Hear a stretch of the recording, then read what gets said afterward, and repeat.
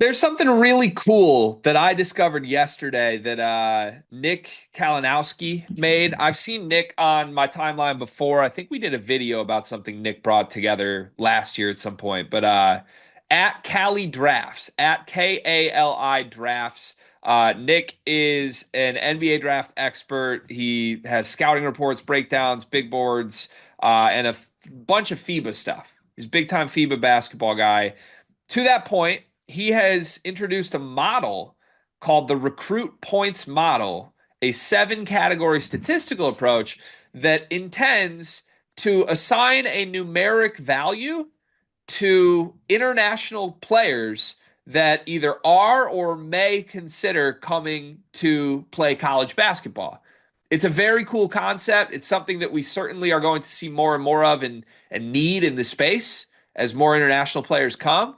I think Nick correctly identified that maybe there's a gap in whether it's recruiting coverage or just knowledge from American fans and analytics people on how good these international players are.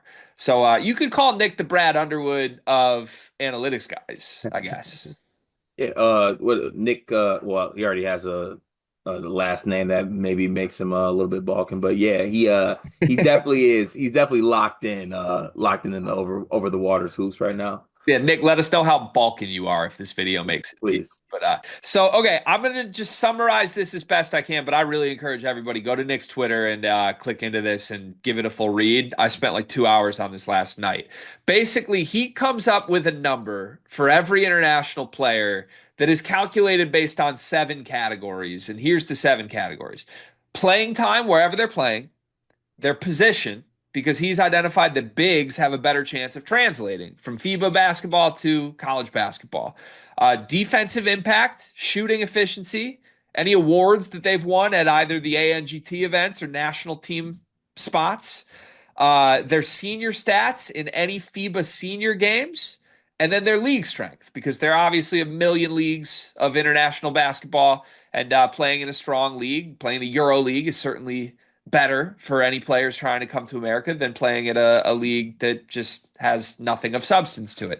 All in all, you add these seven categories together, and he's got a nice little graph that does his best to summarize how much value each international player will have when they come to America. If you have more than 5 points, you are considered an all conference player at the high major level. And you can get up to, I think you get like 5.5, 6, 7, whatever. However many points you have, you're just a stud if you're going to be that high. If you're between 4 and 5, you are likely a high major starter. If you're between 3 and 4, you're likely a high major rotation player. If you're under three but above two, you're likely a redshirt guy at the high major level. And if you have two or less points, you are basically a non-candidate at the high major level. He also sorts these exact numbers down for like mid-major value, low major value. So it's not all through a high major lens or the very best programs in college basketball, but it's a really cool concept in general. And you can go through and basically look at any single player in international basketball and see what they would be projected to be if they come to college. So we can look through some of ours that we've talked about a lot on the channel. Illinois guys that are coming in, Purdue's Omer Meyer, maybe even Kentucky's freshman that's coming in, Yelovich, and see where they land. I haven't looked at this ahead of time, so we'll kind of just do this together. But I guess before we get right into that, any thoughts on this entire model in general or how cool it is? Well, first of all, love the model and everything you spoke about. And then also, it was fun seeing, I don't know if you saw the tweet kind of below that, but what his model predicted some guys to be. Like it's pretty like the track record for is pretty successful, right? Like with the Thomas Law prediction, Spares, other guys that Wait, were can you successful. run through what the actual projections were for those guys just to give us Yeah, a hold on baseline? 1 second. Let me pull that up. So the notable recruit points is Tomaslov gets because he assigns a numerical value, like you stated. Tomaslov Ivicic was 4 power four starter. He actually was one. Big Z was a 3 power four rotation. So he's been back and forth between both. So he A nailed Dave both. Mara, He nailed that Big T would be better than Big C. he did, That was yes. not the consensus. Yeah, and he also nailed a Dave Mara being a rotation player as well. Trying to look at some other players on here. Lazar Stefanovic, UCLA player, power forward red shirt. He's actually a power forward rotation player. He got BYU player Dominique Diamade as a power forward red shirt. He actually was a red shirt at Washington. So, I Wow. mean, there's a bunch on here. The one that I will say that, well, I guess it was kind of right, but also kind of wrong. Um, Simos Lukosius and like Maxime Renault were kind of low guys on this list and ended up being really good, as well as Yannick Konen Niederhauser, who, he was a low major guy at first, but ended up going and starting at Penn State. So been pretty successful model though.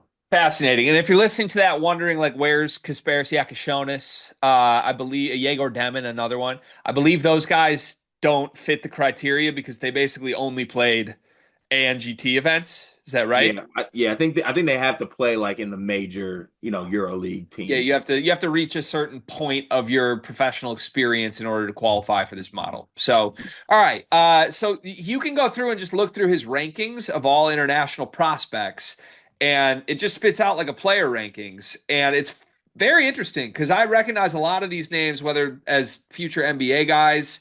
Or guys that are prospects at the college level, but there's a lot of guys in the top 10 that I'm unaware of or maybe aren't even coming to college. The number one player in his rankings is Johann Grunloh, who's a German center who has a 5.5 rating here. Yeah, he's committed to Virginia. Oh, that's the Virginia kid? So it's funny about this, Virginia. I'm starting to buy Virginia in general, but Virginia has the number one and the number eight player. I don't think number eight's committed yet, Ritter, but Thursday Ritter, yeah.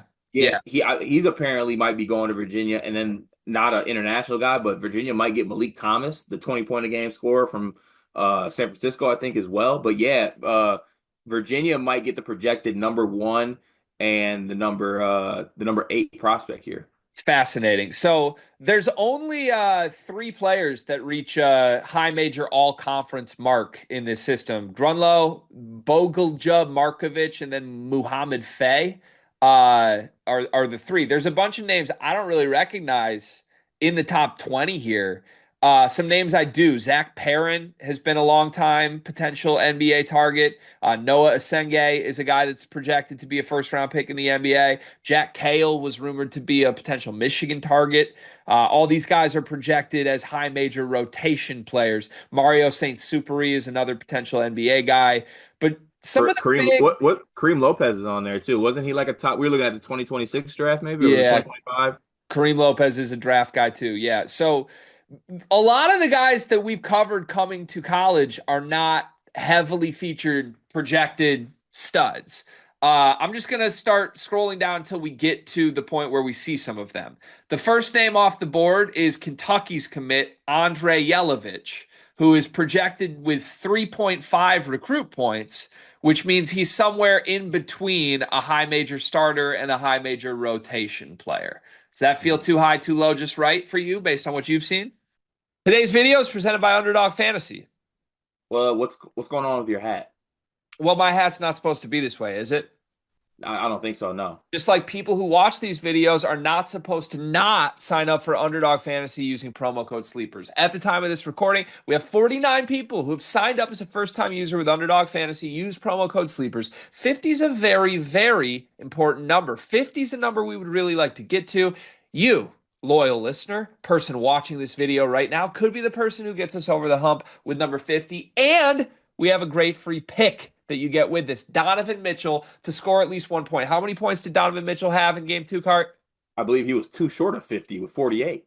Yeah, he had 48 points, 50. Very key number for a lot of reasons. If Donovan Mitchell scores 1 point, you cash in your free pick, and you can get your deposit match bonus up to $1,000 with promo code SLEEPERS. Sign up, put the promo code in, SLEEPERS. Get that deposit match, get yourself free funds, use the free pick, cash that winner, and turn your hat the right way. I think based on what I've seen, that feels right. Feels right, and that's the 27th best player in this whole rankings list.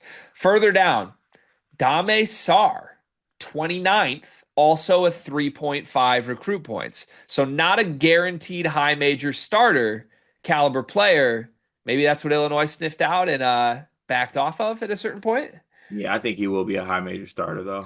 I mean, it is kind of crazy to see him listed as the 29th best college player projected, but a potential top 20 pick in the NBA draft. Yeah, I was just saying as you go, I mean, you see a couple guys even on this page that are potential top 20 picks that are, in this range. Yeah, Like Nolan one. Traore is on there as well. You got there. Nolan Traore is the 38th projected player, a 3.5 ranking, meaning he's not a guaranteed high major starter per this projection. He's a projected lottery pick. He is one spot lower than Michigan State's point guard target, Noam Yakov, who is also Mm. rated at 3.5. That's a pretty good boost for the idea of signing in Noam, right? Yeah, wait. So 3.5, that would not make him a backup point guard then, correct? A 3.5 would have him in between being a Ah, backup and a starter. Yeah. okay. There's the pitch. There's the pitch. Um, the first name off the board for our Big Ten teams. Any guess who it is? You have it in front of you, so you probably know who it is. Yeah, I do have it. David Mirkovic. David Mirkovic is the first name off the board. David Mirkovic is the 47th best player per these rankings. He's a projected 3 out of this numeric scale, which means he's not a high major starter projection. He's projected as a high major rotation player, meaning an off the bench guy. Basically, a half a notch below as Zvonimir Ivisic is the projection for David Mirkovic. I think that's lower than some Illinois fans would have. If he's not a starter caliber player, it would leave this roster in a weird spot because you basically got to go to Ty Rodgers or Big Z full time. What are your thoughts? Yeah, so obviously I think that it would benefit Illinois for him to be a serviceable starter. But also there's some things that can be tinkered with the lineup where maybe, he's not a starter. But I do think that Illinois needs him to be a starter for this team, right? Because I don't think you necessarily want to pair both of Visitages together. I don't think you really want to play Ty Rodgers at the four, but who knows? I mean, Brad's probably going to find a way to get Ty onto the floor. Yeah. Okay. Does it surprise you that Mirkovic is off the rankings before the top 10 MVP Adriatic League candidate and Purdue's 18-year-old phenom? Yes, very surprising. That's not the name I would have thought to see, which leads me to my next player on this list. Mihailo Petrovic, Illinois' presumed starting point guard, is projected as a 2.5 rating here. Now, if you go back to the scale cart, what's a 2.5? Is that it's a bench? A No, 2 that's low point, major, isn't it? a 2.5 rating is pulling it up just to read it word for word. It's halfway between a red shirt and a rotation player. It's nowhere near a starter caliber player Oh, okay, I see. Because at the high major level. at the high major level, did I say redshirt at the high major level? Yep. Oh, And some other players that have graded out as a 2.5 per this system in previous years. Dominic Diamande, the red shirt at BYU. Some guys that were just for reference. Berke Buchtensel was a 3.5. Berke has not been a high quality player. Petrovic a 2.5. I don't know, man. I That'd mean, be a scary data point. what are some of the other 2.5s on there though? There's not a bunch of 2.5s. Diamande is the only one from last year. Oh, what about like older guys though? What do you mean? Isn't like Maxime Renault on there? Maxime Renault was a 1.5. You're right. Oh, yeah, so I'm saying there's some lower guys on, but it is shocking to see the 22-year-old MVP of a very major league be at 2.5, especially because like you look at some of the stat, like I guess going through like what's bringing him down, that's confusing to me because like Also, the true shooting's not bad, the PER is incredible, like also to be clear, Maxime Renault, who graded out as a 1.5 on this, his first year in college played 12 minutes a game, scored 4 points a game. true. So yeah, So I think this model has more of a point about readiness than like long-term stuff here. got you. Seamus Lukosius was another one who's obviously become a good college player. Seamus Lukosius graded out as a 2 on this scale originally. His first year at Butler, he averaged 6 points a game. So again, Petrovic could prove this wrong, but the projection for Mihailo Petrovic based on this model is is not great. It's not what I think we have, or not what I think a lot of Illinois fans are banking on being guaranteed for their starting point guard here. There's a name we haven't said yet, Cart. Mr. Meyer. Yeah, where is Omer Mayer? Is it Mayer or Meyer? I always do it wrong. I don't know. We're just going to go back and forth with it. So, Okay. I, you and I, tell me if you agree with me. I would have said just caliber wise, I believe Mayer's the best player out of this Petrovic, Mirkovic, Mayer, Yelovich group. Like I just sort of expect him to be great. Uh, I found him. where is he? Number 175, 2 recruit points. He's graded out as a 2, 2. which would mean he is expected to redshirt at the high major level. Yes. Do we need to slow down the hype on Omer Mayer in a big way? I don't want to. I don't want to either, but that's a scary data point. That is a scary data point. Very. I'm trying to think. I'm trying to see who else is like, if there's anyone recognizable around him where he's at 175. And back to the previous examples, Lukosius was a 2. I'm certainly thinking they're getting a player better than freshman Seamus Lukosius here, I would hope so. but I don't A, know. a lot of where we got Purdue at is banking on like him being that good too, you know? Yeah, maybe there's a world that we're wrong, and CJ Cox and Jakari Harris are still in a big role for this team.